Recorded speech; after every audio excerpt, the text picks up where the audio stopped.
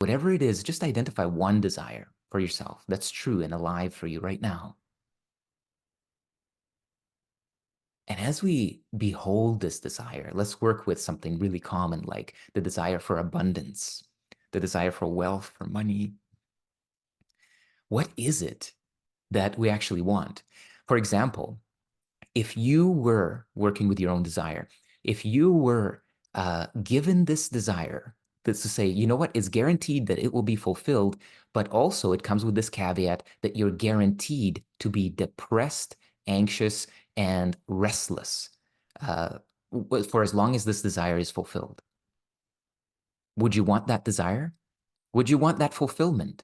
So let's say it was money and you're guaranteed to be depressed, anxious, and restless while you have that $1,000,000 or whatever it is that is your dream. Or maybe it's you have this dream house and you're like, wow, if only I could live there, if only I could, but you're guaranteed to be living in agony. But you will have the house. It's fully paid. It's like it's yours. Do you want it? I believe the answer is pretty obvious that you don't want that. It doesn't matter what it is that you might desire. If we attach to it the feeling of some undesirable feeling, like anxiety, depression, fear, anger, right?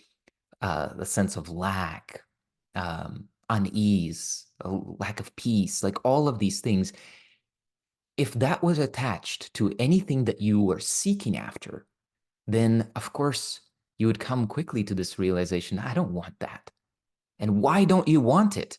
Because wasn't that on your vision board? Wasn't that on your list? Wasn't that knocking at your door saying, oh, yeah, I got to get this?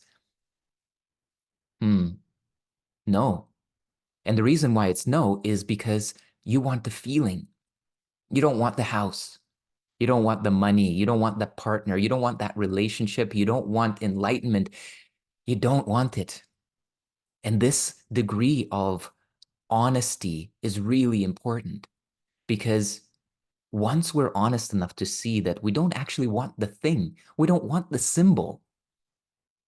Although in our mind, and I'm sure that once you turn off this video and you're back in your normal day-to-day, this haze is going to set back in, and then you're going to be like, oh yeah, I want money. I want this. I want that. No, you don't. You don't want any of those things. What you want is you want to feel bliss. You want to feel peace. You want to feel like there is no lack in your life, isn't it? You want to have a feeling of security. That's why you want the house or the money. You want to have a feeling of safety. You want to have a feeling in which you can genuinely say, oh man, I am happy. Wow, I feel amazing. I love my life, right? That is the core of what we're after. And this is why, so rightly, Neville Goddard wrote this book, right? The feeling is the secret.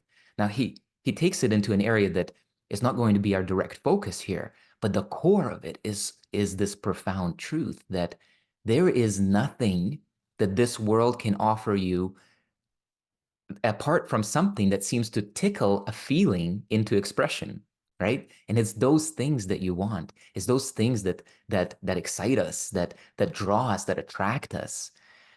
But what is it at the core? At the core, this feeling is coming from where?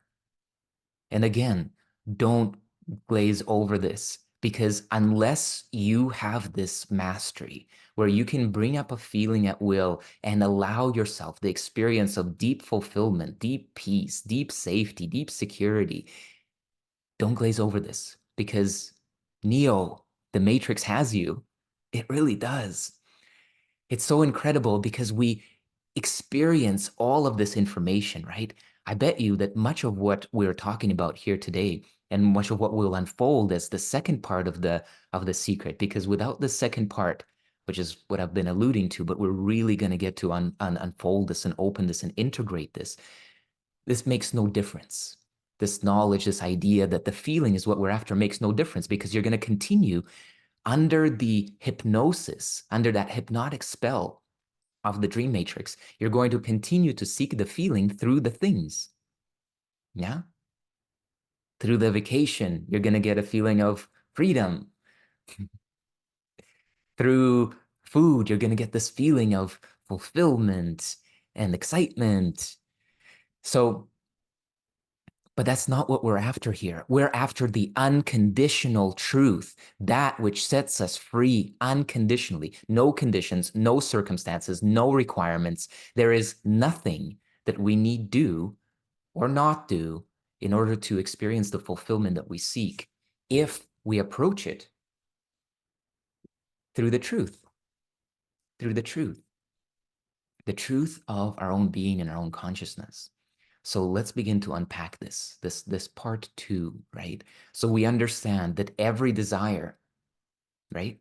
You with me on this? Every desire is a desire for a feeling. It doesn't matter what the mind says that it is. It's a desire for a feeling or it's nothing. And those other things that we call aversions, that you have a desire not to have something, it's a desire not to have a feeling.